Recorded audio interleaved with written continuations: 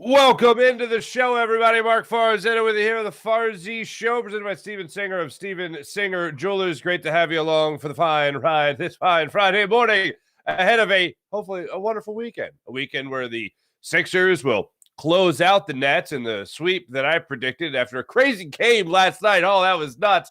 After the Philadelphia Phillies, ladies and gentlemen, got shut out for the third time this season. Yeah, that's right. 3 shutouts already. That's fun. Oh, you only have a bullpen pitcher actually going out there and setting a career high in strikeouts as a starting pitcher. But, let's waste that with terrible at-bats. I actually take exception to what Trey Turner said after the game last night. We'll get into that. And our friend Derrick Gunn stops by the program today to talk about the Eagles and the upcoming NFL draft. Howie Roseman, Nick Sirianni addressed the media yesterday.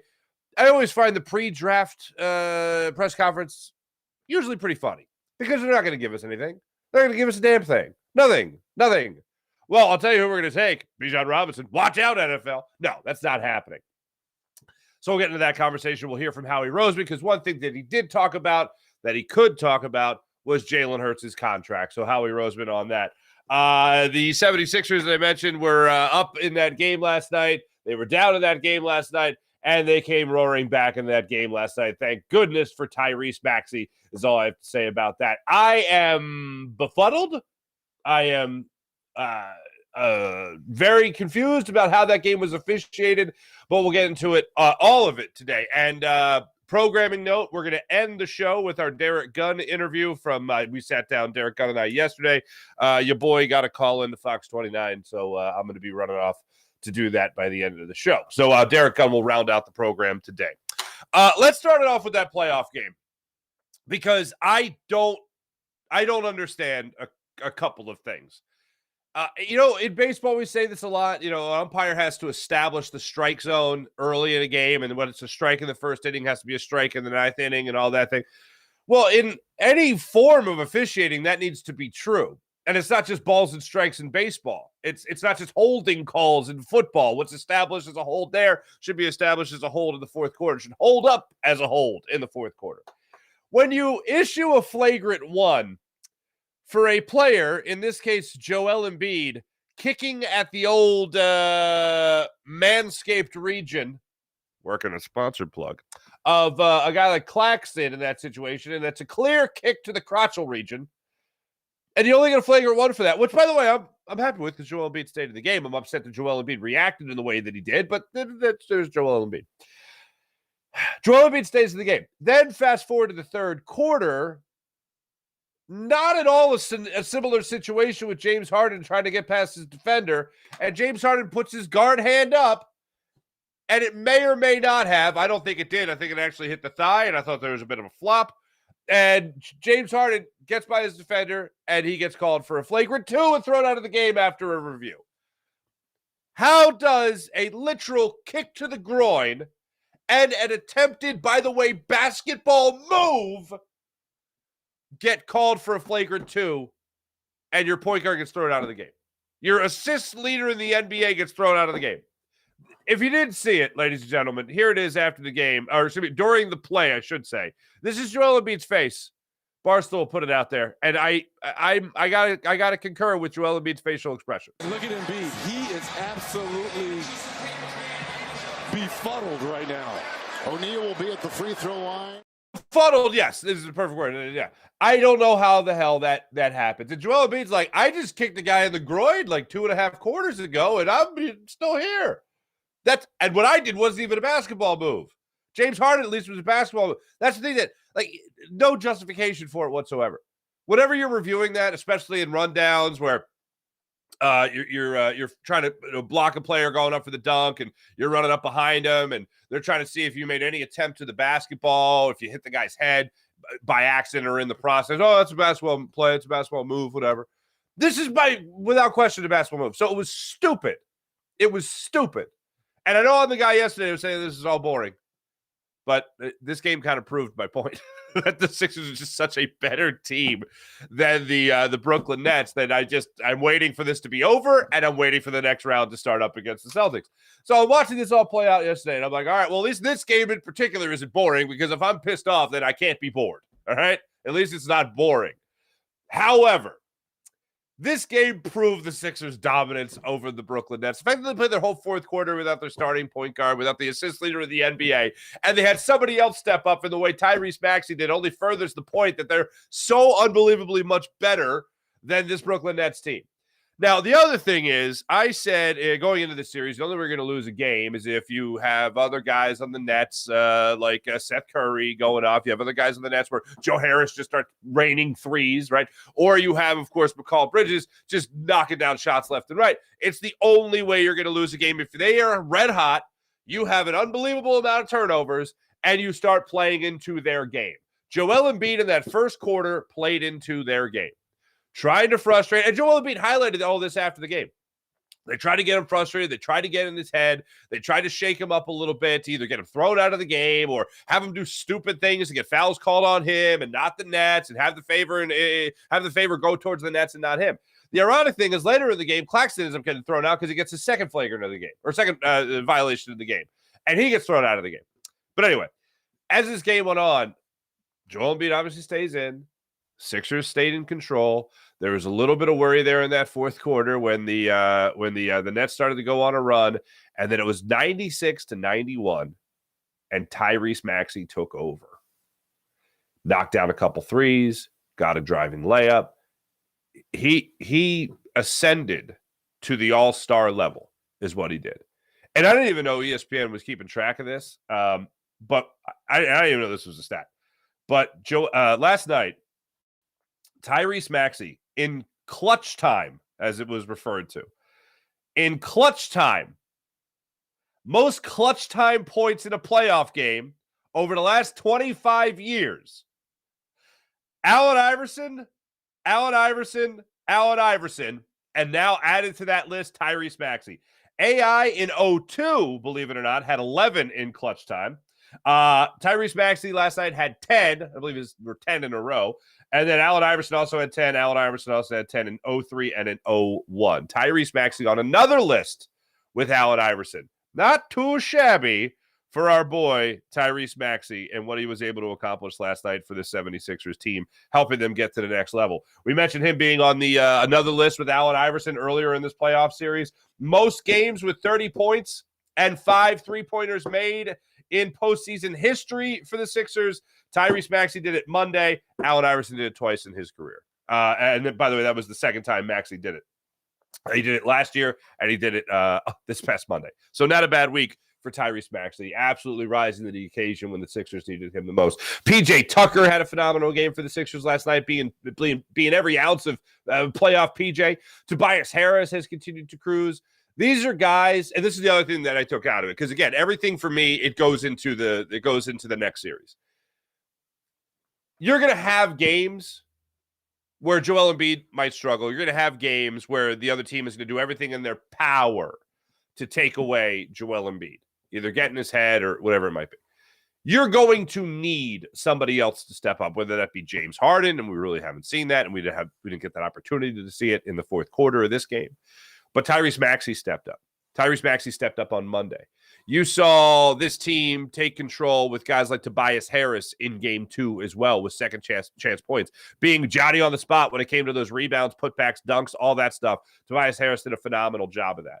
When it comes to knocking down threes, again, you go back to Tobias Harris. Or again, you go back to Tyrese Maxey. And then you can see a guy like Tobias Harris stepping up in that same realm as well, handling his business. Then you see guys like DeAnthony Melton coming off the bench to help this squad. These are all things you need to see in order to have a glimmer of hope, a semblance of hope that the 76ers will make it past that second round. So I have it in the bag. We all should have had it in the bag all along that the Sixers would cruise by this Brooklyn Nets team, and it's all about this next round of the playoffs. This is when the real season starts. This is when the real playoffs start. And what I saw in this game 3, with Joel Embiid having his struggles, with them trying to get in his head, with them trying to take him out of the game, without James Harden, you saw Tyrese Maxey step up and make sure this team just kept on moving forward. About 2 minutes left. Sixers down 5. You're not feeling good about yourself, not feeling good about your squad. And sure enough, Tyrese Maxey rises to the occasion. Clutch time points. Hell yeah. Maxey was saying after the game that leaders like PJ Tucker stepped up. Doc Rivers was doing a great job corralling on the bench, keeping them focused. I thought it was important that he said that after the game. And even Joel Embiid was making sure that these guys were keeping their head on straight, which I find hilarious. Joel Embiid, of all people, who, by the way, only Joel Embiid in Philadelphia could attempt to kick a player in the Manscaped region. I don't know if Claxton's Manscaped. I don't know, but I'm just going to call it that for sponsorship reasons. Only Joel Embiid could kick a man down there and then talk about how mature he is after the game. I'm not going to get sucked into it. Oh, no, I'm not going to get sucked into it. Oh, you're not going to get sucked in? You just kicked the guy in the crotch, or at least attempted to. Good Lord. Sixers will try to wrap up this series tomorrow, 1 o'clock tip-off. So I look forward to seeing that. One of the things Doc Rivers did stress after the game was how the team just stayed focused. And if this wasn't a team win, he doesn't know what was a team win. And one of the other interesting things was, even though Tyrese Maxey was the guy hauling off for 10 straight points in that the final 2 minutes, which was just spectacular, the guy he credited most after this 102-97 Sixers Game 3 victory, come from behind victory, if you will, where things really fell apart in that third quarter. I think I said early in the fourth quarter, but really in that third quarter, they just got their doors blown off. The guy he really credited was PJ Tucker, because PJ Tucker was really all over the place. When it came to leading as a guy that's been there, when it came to coming up with a big rebound, when it came to even getting assists, he knocked out a 3. Everything he was able to do in this game, or kind of 3-point play, excuse me, everything he was able to do in this game was huge. Everything. And watching PJ Tucker throughout the night as I was going from one screen to the other, flipping my head back and forth like I was watching a tennis match, everything PJ Tucker was able to do in this game was veteran leadership. And that's what you chalk up that kind of performance to last night. I'm still going to go with the guy that has the proof in the pudding more so than anybody. That's Tyrese Maxey as being your most clutch player, your most key player in winning that game. But if you want to talk about what he was saying on the bench, what he was saying to stay focused, for everybody else to stay focused, that whatever he said worked. It absolutely worked. So credit to him, credit to Tyrese Maxey for stepping up, Tobias Harris, all these guys doing a hell of a job. And a game, by the way, where Joel Embiid only had, he did have a double-double, but it was 14 points. 14 points for the NBA leader in points per game, and 10 rebounds. So he still chipped in that double-double. Off the bench, D'Anthony Melton dropped in 13 for you. So, yeah, if Doc Rivers wants to say there's no such thing as a team win, if this wasn't a team win, because that was a team win, then hell yeah, it was a team win. I agree with that. Game 4, tomorrow, 1 o'clock. Look forward to Sixers finishing this game off. Before we get to the football stuff here and some interesting things that came out yesterday, I gotta talk about this baseball team and the model of inconsistency that they are. 3 shutouts already this season, 7 games, 8 games where you've scored 2 or fewer runs with this offense. Not the way you wanted to start things off. You come back from the road trip, you win a series against the White Sox, you split a series against the Reds. You were hoping to have a little bit of momentum coming back into South Philadelphia for 7 games, 4 against the god-awful, terrible, worst record in the National League, COL Rockies, and then you got a 3-game series against the Mariners. You faced last night in Ryan Felter, a pitcher that has allowed 13 free passes over his last 3 games. 2 of those games, he has issued 5 free passes, 5 walks in 2 of those 3 games. And your strategy going up against that guy is swing early and often. This is the second time the Phillies had done this season, where they were going up against a pitcher that was just walking the world, and then they decided, let's just go up there and start hacking. So the Phillies, that was their approach. And I don't get it. In the 3rd inning, Bryson Stott comes to the plate, and Bryson Stott swings at his second pitch, grounds out. Trey Turner comes to the plate next. He swings at the second pitch, grounds out. In the 4th inning, the very next inning, Nick Castellanos steps up. Nick Castellanos swings at the first pitch. He's out. In the middle of that inning, you had Brandon Marsh step up. I think he struck out on 6 pitches or 5 pitches. Then JT Realmuto swings at the first pitch and grounds out. What are you doing? Meanwhile, okay, you're down 2-0 in the early goings in this game, and then Strum just starts dealing. Such a career high in strikeouts, 11 strikeouts. The guy's pitching his ass off for you on the mound, and you give him no run support.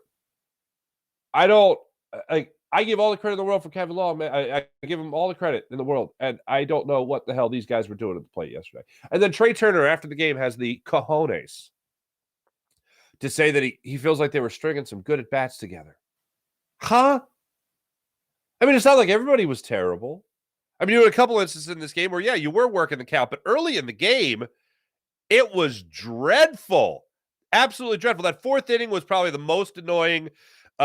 Seeing their approach in the first inning was tough, but really that third and fourth innings of this game just kind of let you know from jump, yeah, this isn't going to go our way.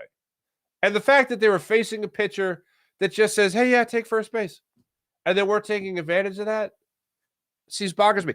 And I feel like for a guy that my ground rule, like for instance, this is a perfect example of that, as a guy doesn't like arguing about or yelling and screaming about swinging at the first pitch because I don't believe that it's always a bad thing. There was an at-bat later in this ballgame. I think it was the 9th inning, or it was Bohm's second to last at bat, where he went up there thinking fastball, got the fastball, missed the fastball. He got out on the first pitch, but he was thinking fastball. I don't blame a guy for that, especially in the later innings. What's weird to me is when there should be a clear-cut strategy against a pitcher who struggles and you allow him a get-right game. Not just a get-right game where he only allowed like 2 runs or anything like that, but you allow him a game where he is just flat-out dominant against your lineup. And there's just no excuse whatsoever for that type of performance, that type of approach against a guy like Ryan Feltner. Ryan Feltner ended up walking 3 batters in this game. You could have still worked him for a lot more, and he only used 84 pitches to get through 5 2/3 innings of work. Oh, and also you struck out 6 times. I don't get it. I don't understand it. All I know is watching that game last night. And there was one point where I think it was that 4th inning where I'm watching the Phillies and I see Castellanos swing at the first pitch. And then I flip over and I'm looking over to the other screen on the TV, and I go, oh, wait, that's Embiid kicking a guy in the crotch? Well, that's not good. Go back over here. And then I actually missed the Marsh at bat because I was watching it over there, and I come back and I see JT Realmuto ground out in the first pitch. Oh, this might be the dumbest thing. And I actually checked the score or the play-by-play on ESPN, and it originally had Marsh out on 1 pitch. And I was like, did they just swing at 3 first pitches and get out? I even tweeted it. I deleted it because it was wrong. Me scusi. And I went, that might be the dumbest 2 minutes in the history of Philadelphia sports right there. I got this guy swinging to the first pitch against a bad starting pitcher. I got this guy kicking another guy in the crotch in a playoff game where their only way to win is to get in their head. And then I got this guy swinging to the first pitch again over here. What the hell am I watching? I feel like I got kicked in the nuts last night watching that Phillies game. Everyone's getting hit in the nuts. You're getting hit in the nuts. You're getting hit in the nuts. Anyway, so that was the Phillies game last night. Aaron Nola will be on the hill for game 2 of this 4-game series. Aaron Nola coming off his best start of the season. Let's all do the thing where we all hope that they figure it out and all that stuff. And Bellotti, here's where I'm at with Andrew Bellotti, by the way. What is it you say you do here? I've talked about the bullpen figuring it out. I'm talking about the steady bullpen guys. The guys that, like when you had the bridge to Lidge in 2008, I'm looking for those guys to fill into those spots and fill into those roles. And you have to be winning games to really see those guys, or it'd be a close game to see those guys. You know, the guys like Soto and Dominguez and Kimbrel and Alvarado. Well, last night it was Bellotti that came into the ball game, and no thank you. 2/3 of an inning, allowed 3 runs to score. He got charged for 2 of them. He did get help from Jake Cave originally, and then there wasn't after review. But it was a rough game for him as well. Phillies take the 5-0 loss. As I said, 3 shutouts now for the Phillies. 3 shutouts now for the Phillies in this young season.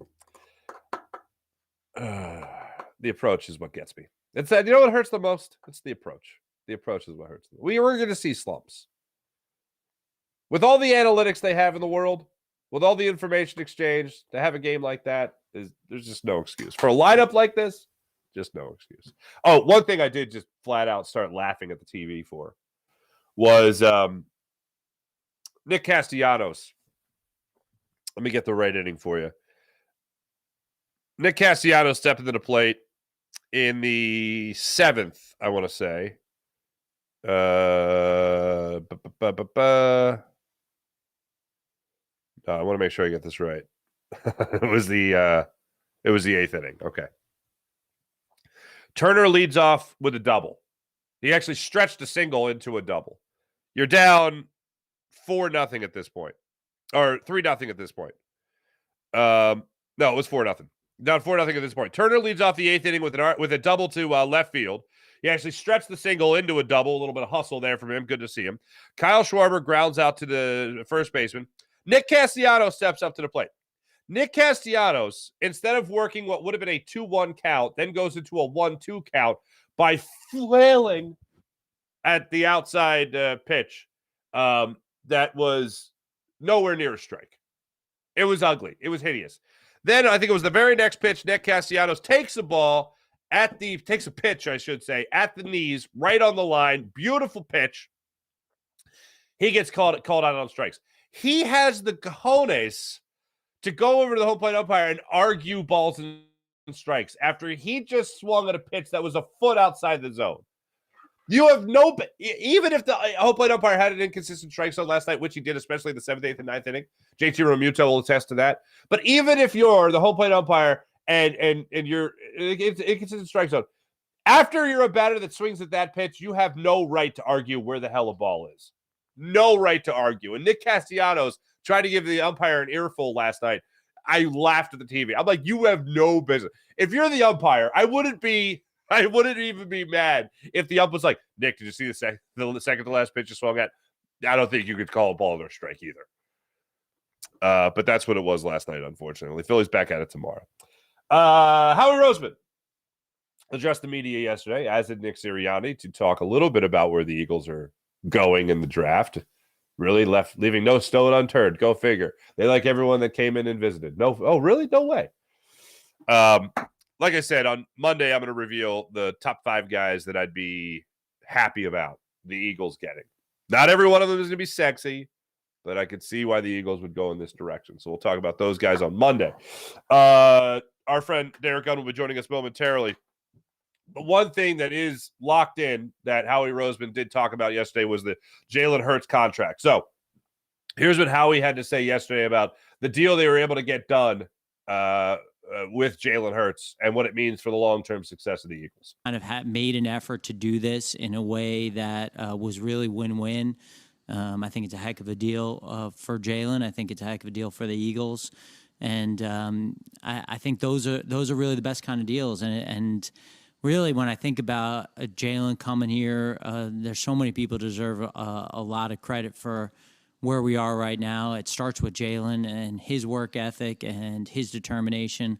From the first day we drafted him, he had a vision of what kind of player he's going to be, and then just everyone has been around him, who's rallied around him, and it's a great story.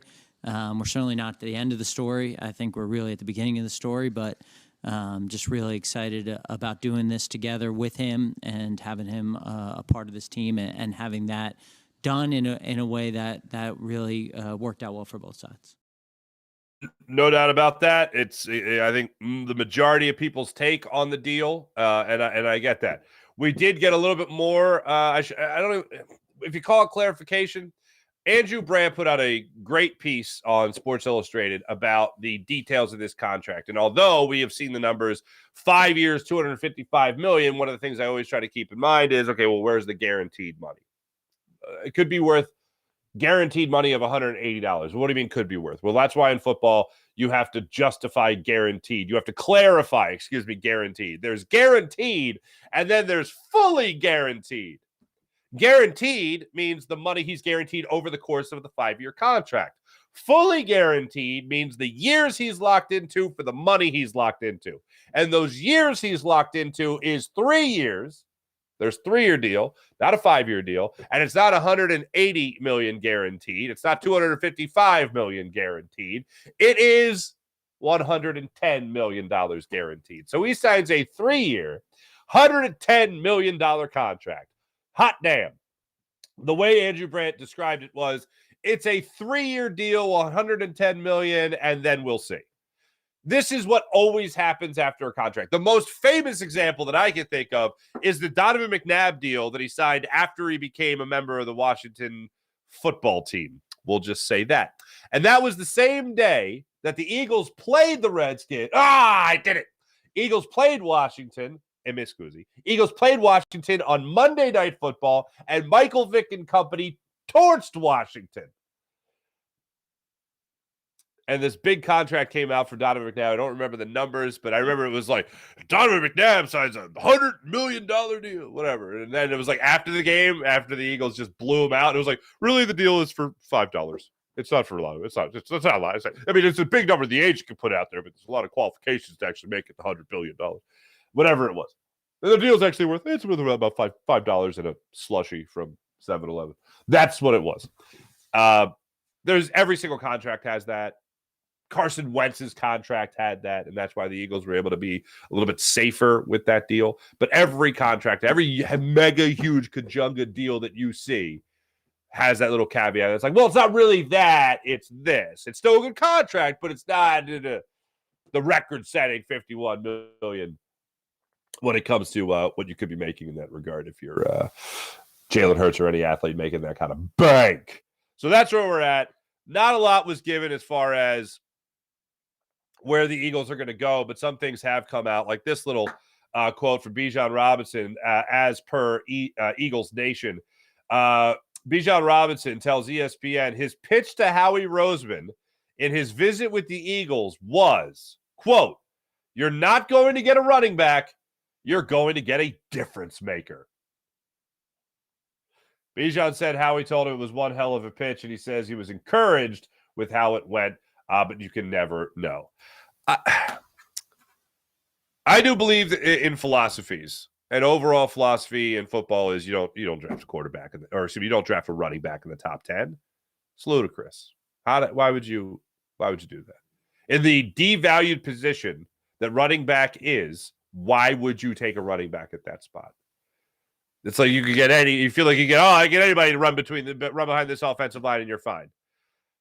I understand the term luxury pick, and I know why people are applying it to Bijan Robinson. It's because, oh my goodness, with this quarterback and these receivers and this depth you would then have in the running back room and that offensive line, oh my goodness, how great would it be? Yes, it would be incredible.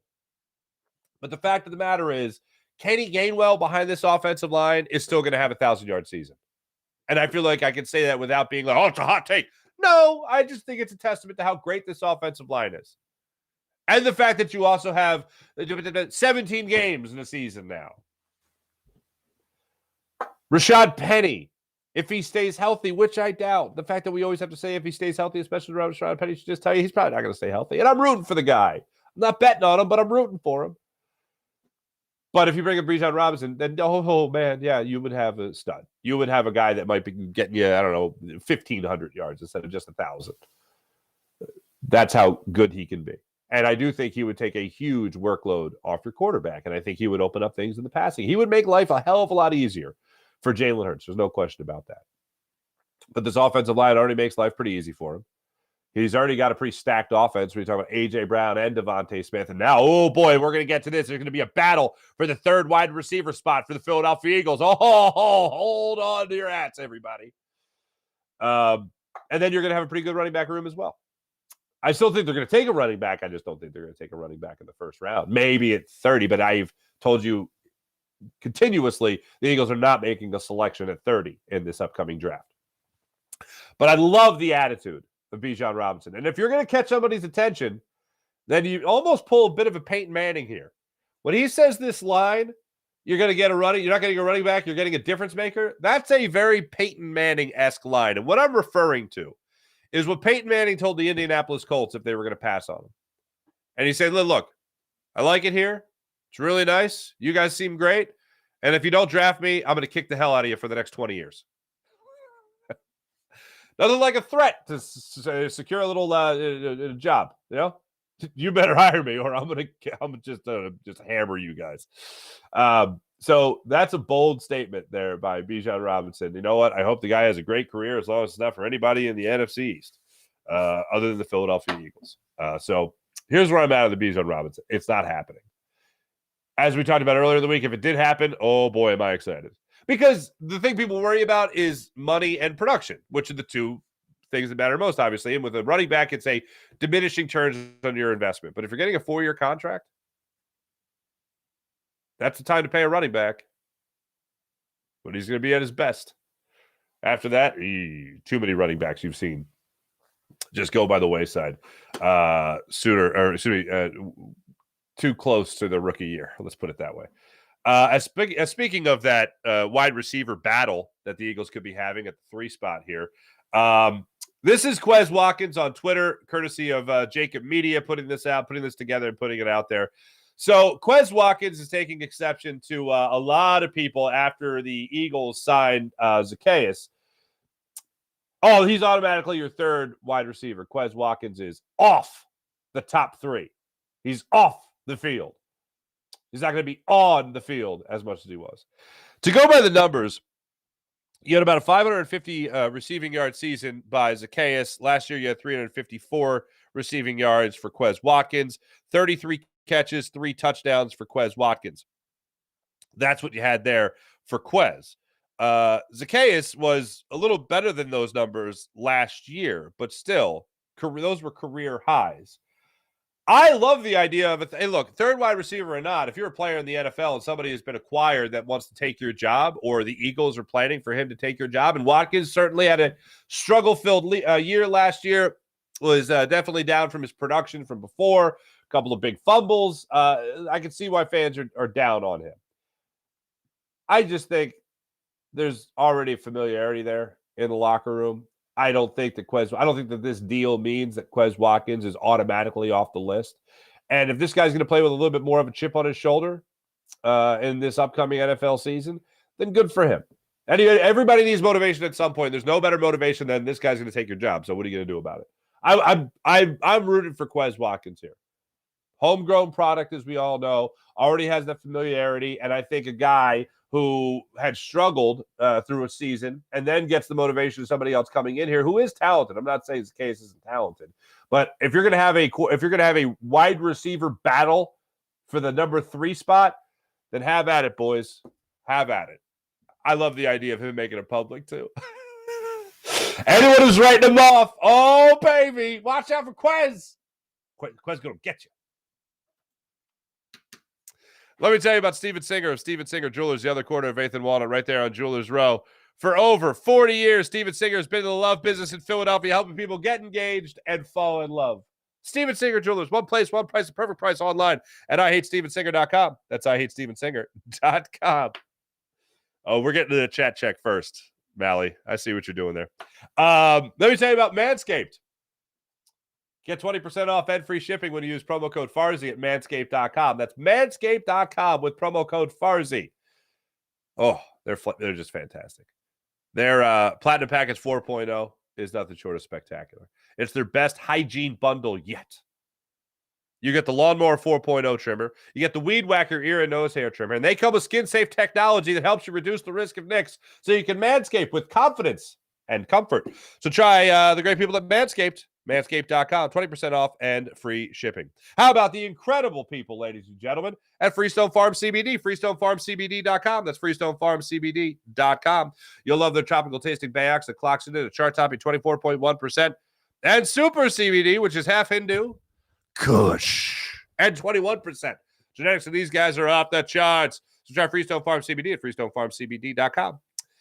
You love all the other, and also all their premium hemp flour grown in the Garden State. So how about that?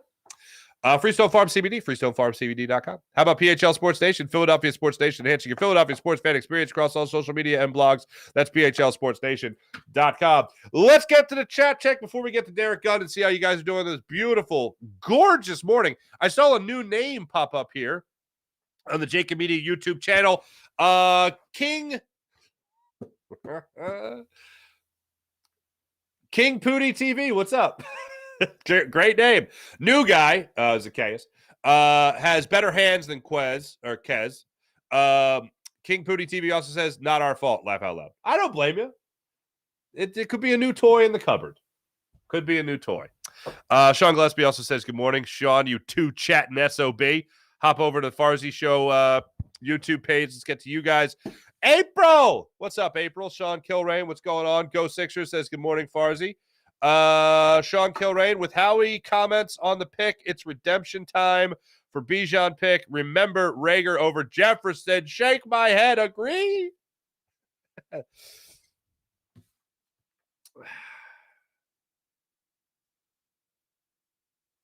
Do I agree?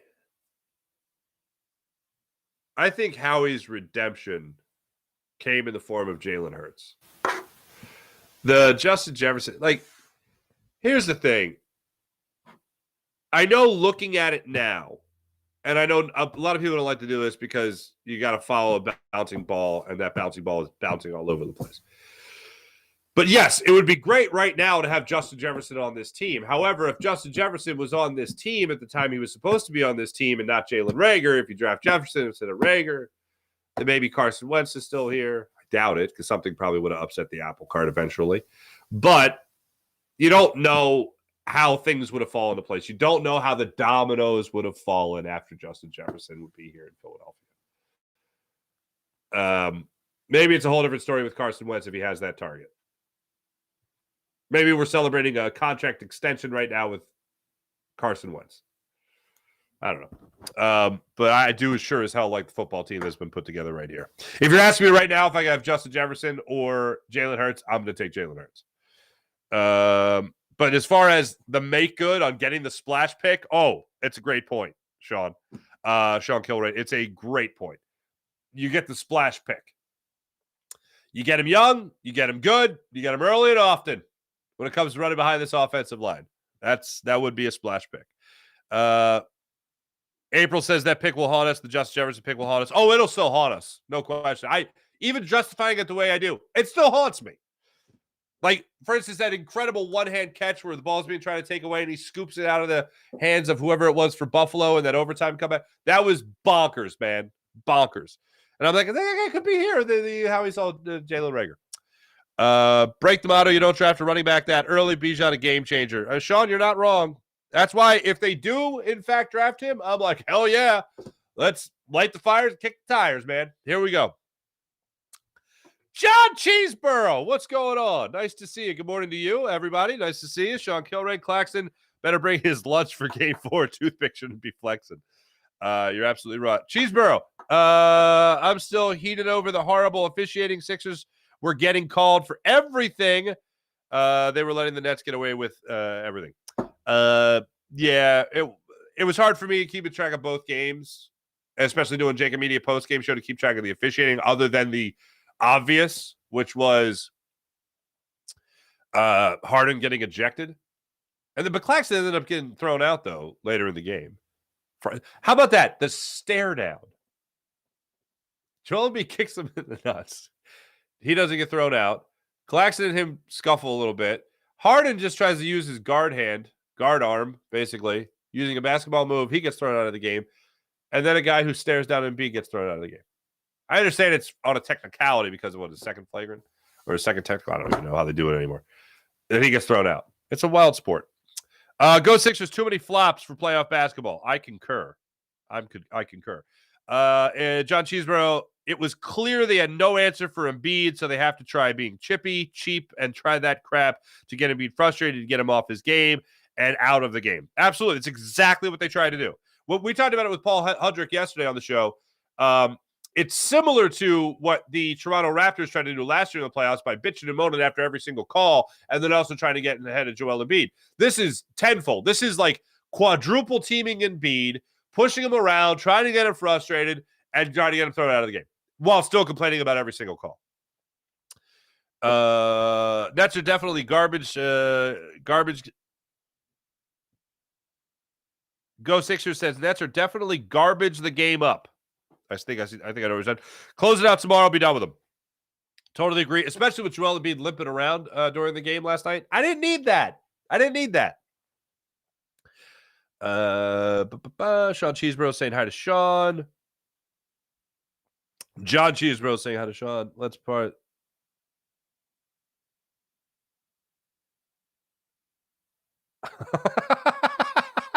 Wow, John Cheesebro, that's a great pull. Last part of this rant, what about the fact that Jacques Vaughn is auditioning to replace Jason Garrett as the clapper? His guy just claps.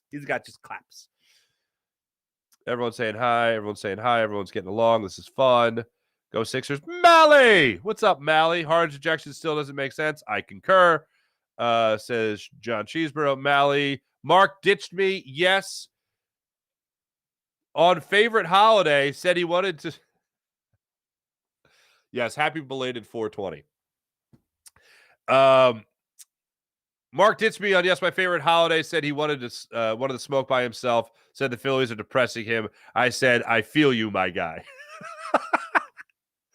Mally, that's great. Calm like Tom Bomb Battle. Professor Dutch's brother here. Oh, hey, Professor Dutch's brother. Live in the Poconos deep forest. Okay, D-Gunn is the man. Loving your post-game Phil shows. Thank you, man. Keep up the great work. That's very nice of you. Thank you, calm like Tom Bombadil. The deep forest of the Poconos. See anybody naked running around the mountains there? It's a reference to what we talked about earlier in the week. Anyway, Blue City Empire Sports. Nets fans are crybabies. Well, we can agree with that. Wait, calm. You got tomatoes, onions, taters, sausage, eggs. That sounds like a fine breakfast. Peppers and egg sandwiches. With the comment, I hope Quez was in the weight room talking all that smack. Sean, you're right.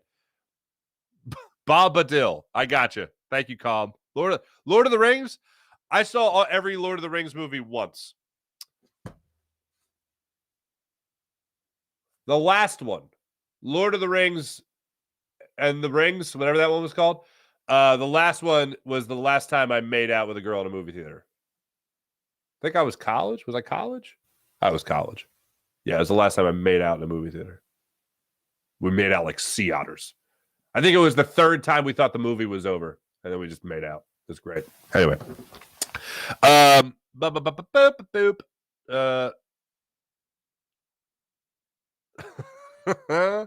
Mally, throw the ball away. Wait, there was one thing I wanted to make sure I got in here.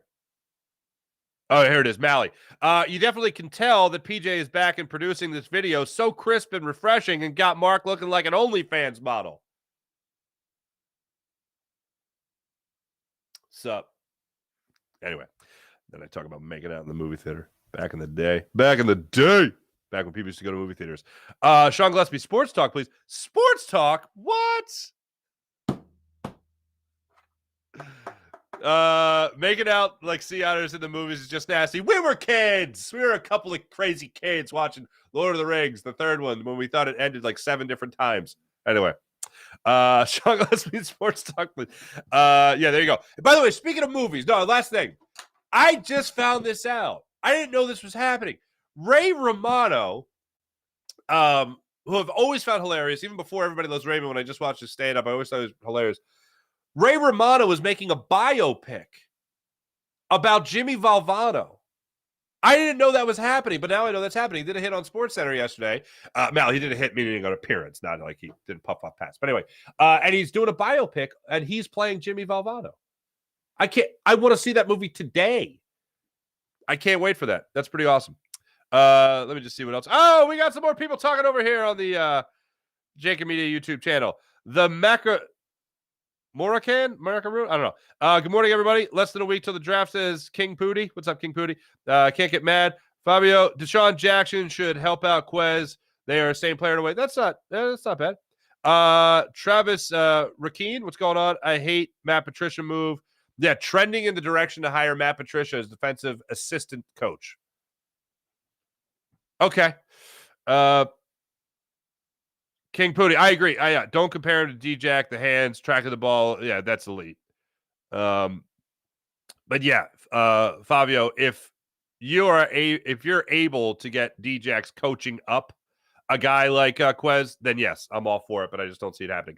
Hulk, good morning, Hulk. Nice to see you as well. Thanks to everybody in the chat. You guys are great as per usual.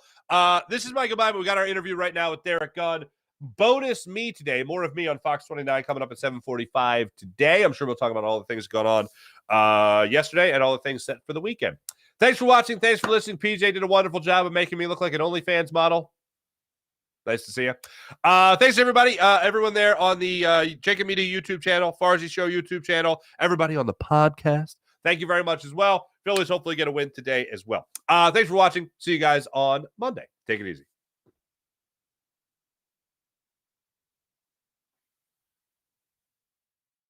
Joining us on the Rothman Orthopedics guest line, our good friend from Sports Take, from just years upon years upon years of covering your Philadelphia Eagles, Derrick Gunn joins us. What's up, Gunner? Did you have to add that extra year? I mean, really? years and years. Well, I got a bone to pick with you there, Mr. Team Guy, Mr. Team Player. Here we go. We're the celebrity the game against the union laborers, my friend. I thought you could ball, and we're playing basketball out there without you again. No, bro. I ain't gonna lie to you, man. My competitive ball days are over.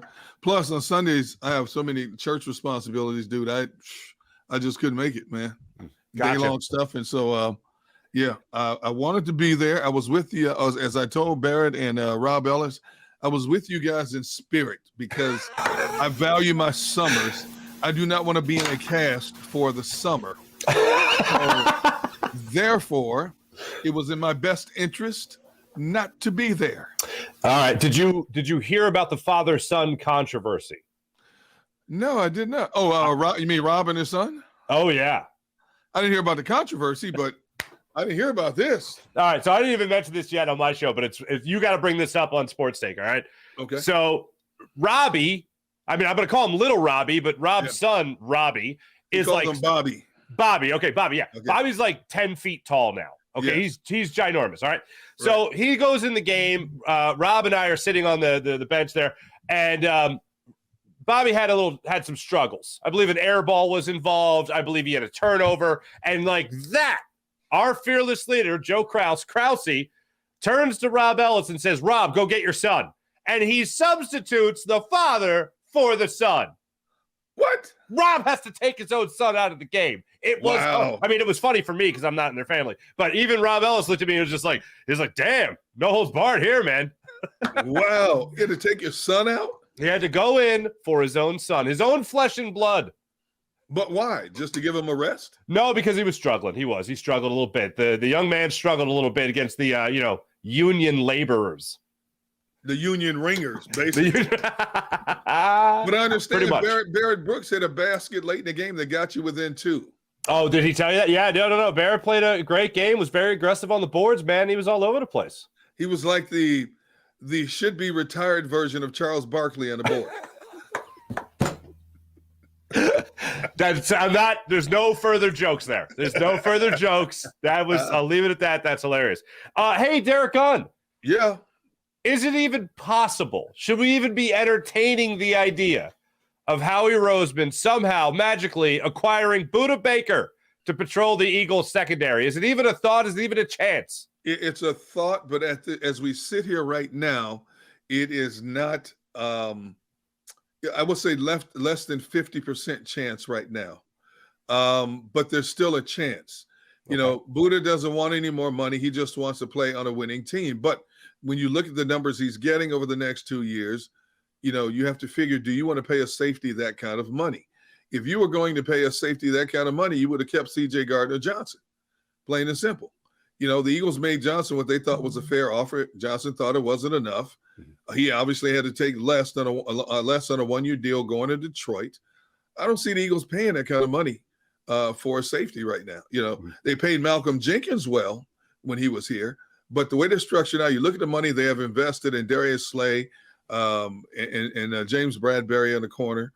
I just don't, and then they brought Terrell Edmonds in from Pittsburgh, but I don't see them putting big money into another safety, which means they will either draft one for depth or to compete for a starting job, or Reed Blankenship is your starting safety, and they'll find one some other way. By the time you get around to the summer and training camp, there's still a lot of veterans out there on their knees hoping and praying that somebody gives them a call, and they'll take what they can get on a one-year prove-it deal, as we saw the Eagles do last year, bringing in the likes of Linval Joseph and Ndamukong Suh and so on and so forth. So he is not a high priority right now. Okay. All right. Fair enough. Now, when you say that there is a chance that he comes here to Philadelphia, would it be something where it's possible that he goes for a restructured deal? They tear up the current contract. Can they do that? Tear up the current contract and give him something below market value if he really just wants to win and he really wants to play under Nick Sirianni? Well, yeah. See, if he wants to be in a winning culture, then he's going to have to decide, is he willing to restructure?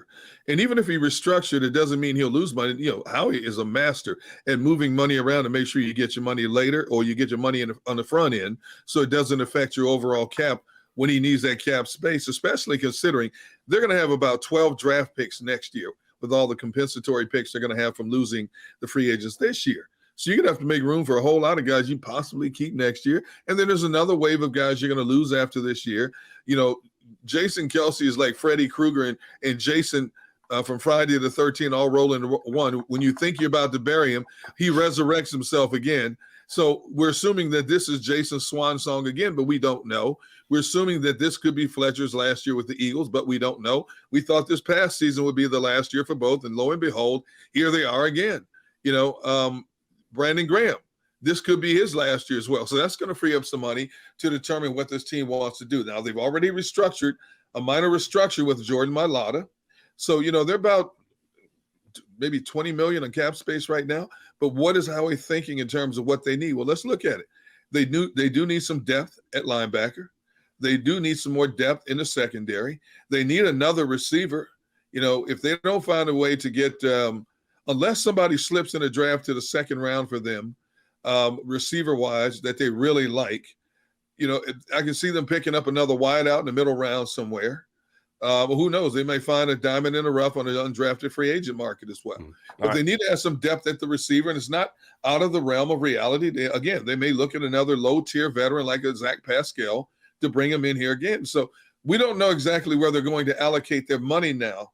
But I can't emphasize enough, I don't see them paying Budda Baker the kind of money he's making right now.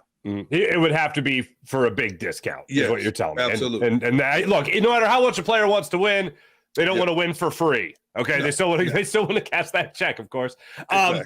All right, so let's go through the draft here real quick when it comes to number 10. Do you think the Eagles are staying at 10? Do you think they'll be aggressive there? Do you think they'll move back, be a little passive? Where do you think they're going with their 10th overall pick? Yes, and yes, to answer all of your questions. Everything's on the docket, yeah. Everything's on the docket with Howie.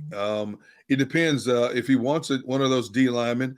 Does he get skittish? Because if you think about it, if 3 quarterbacks go for sure in the first 4 picks, you look at the other 6 teams in front of the Eagles at number 10, they all need defensive help. They're depleted on the defensive side, except Atlanta. Atlanta has spent a lot of money in free agency to shore up that defense. Atlanta's defense is looking nice right now because of the volume of money they spent. So let's say 5 teams right now are thinking about defense. Chicago is 50-50. They do need a future offensive tackle to protect Justin Fields. So I put them on the fence, but they also spent money on defense, but they still need defensive help. If the Eagles identify a player, whether it's a D tackle, edge rusher, or a cornerback, that they get a little skittish, they could go higher. Once they start hearing all the rumors flying, they may make a move up to get value for that 10th pick. They may move down to get some more picks in the draft. One thing we know about Howie is we don't know. Some teams you can figure out what they're going to do and where they, if they're locked in a position, they're not going to move. That's never the case with Howie if you look at his draft history. But he's in a great spot at number 10, still to get a quality cornerback, to get a quality D tackle, to get a quality edge rusher. If you look at the draft across the board, this deep draft for first-round picks overall. There's only like 17, 18 legitimate first-round picks in this draft, but you have a lot of players that could be good role players who urge to be better players. Sure, the Eagles are in a position where they want to make sure they get one of those 17 or 18 players, whoever that player may be. You mentioned a couple positions there. None of them were running back, so I can only imagine where you are in the Bijan Robinson conversation. If they stay at 10, they will not running back at number 10. If they stay back at 10. They will not take a running back at 10. Okay. I will say this also. If say the Eagles stay at 30, and let's Bijan is still on the board at 30, which I don't think is going to happen. If he's still on the board, the Eagles are going to take a flyer on him. There's no question about that. But I don't think they're going to stay at 30. And because they only have 6 picks, I don't see how using that 30th pick to move up to try to get him that high. You'd have to try to move up pretty high to get him. And then you're stuck with less draft capital because you may have to give up more than that 30th pick. You may have to give up a second or third or one of those 7th round picks. Now, if you look at a draft in 2019, they only had 5 picks. I believe the draft of 2018, they had 7 picks, if I'm not mistaken. So it's not the volume of picks they're concerned about. It's the quality of picks where they are. And they lost their 5 top tacklers to free agency. So they need to add some depth along that defense. The frontliners, they're okay, but they do need to add some depth. And Eagles like to build through the draft. I mean, if you look at their last 5 drafts, they drafted 34 players. 23 of them are still here. So 68% of the players they've drafted in the last 5 drafts are still here, developing and playing sporadically as well. And this could be another one of those drafts where they can get a player, plug and play him right away. Even if they get a D tackle, you still already you got Fletcher there. You have Milton Williams there. You got Jordan Davis there. So it's not like the onus is on that first round pick to jump in and be that man right away. If they take an edge rusher, you still have Josh Sweat. You got Barnett coming on. You got Brandon Graham who can still give you 40, 45, 50% of the snaps. So Hassan Reddick. So you're okay there as well. If they move, there's only one safety worth taking in the draft early, and I don't see that early in the first round. Branch from Alabama. Yeah, I think if he's there at 30, the Eagles may take him at 30 because they do need that depth, and he's that good of a player. It's a weak year for safeties in the draft this year. So that's why I say you don't know what they're thinking in terms of what do they need right now to help continue this movement that they're on. All right. What would make Derrick Gunn the happiest? If they, let's just say in this world, they stay at 10, or maybe there's a little wiggle room to move up a spot or 2 or back a spot or 2. They walk away with a pick between, let's say, 8 and 12. Who is the guy that makes Derrick Gunn the happiest? I would say Jalen Carter or Witherspoon out of Illinois. I think Gonzalez may go early. He's considered the overall best corner in the draft right now. Witherspoon is a close second because of his aggressiveness and his fearlessness, and he loves to play bump and run with wide receivers. Those would be my 2 players. I don't think Will Anderson is going to be on the board. If they stayed at 10 or even moved up to 9, I don't think he'll be there at that particular spot. Arizona needs an edge rusher because they lost J.J. Watt to retirement. So I think he could be a prime candidate to go there. But as these other players start sliding down the board, and we keep hearing rumors, there's a possibility 4 quarterbacks could go in the first 9, which I think would be unbelievable. But if 4 quarterbacks go, then you got more players falling to the Eagles' laps, which means they would have to pick and choose from the litter, so to speak, in terms of what they want. But those 2 names in particular are the names that I really like. Gonzalez, possibly? Or you think he's going to be gone? Yeah, if he drops that far, I'd take Gonzalez a little bit ahead of Witherspoon. But if Gonzalez is gone, I wouldn't be unhappy at all if they got Witherspoon. Okay, now I'm with you there. Now, as far as that 30th pick, my gut has been telling me, my audience knows this, they're not going to pick at 30. Something tells me they're trading back. They're going to make 1 selection in the first round, and then they're going to trade back for more picks. I know they have a whole lot of draft picks next year, but this year I think they're going to draft for a little bit more capital. Should make that trade for a little bit more draft capital. Are you thinking the same thing? Yes, and that's what I've been saying, and I've also been saying, we have a draft show coming up next Thursday night. Rob Ellis and I, Seth Joyner, and I don't know exactly who else is joining us.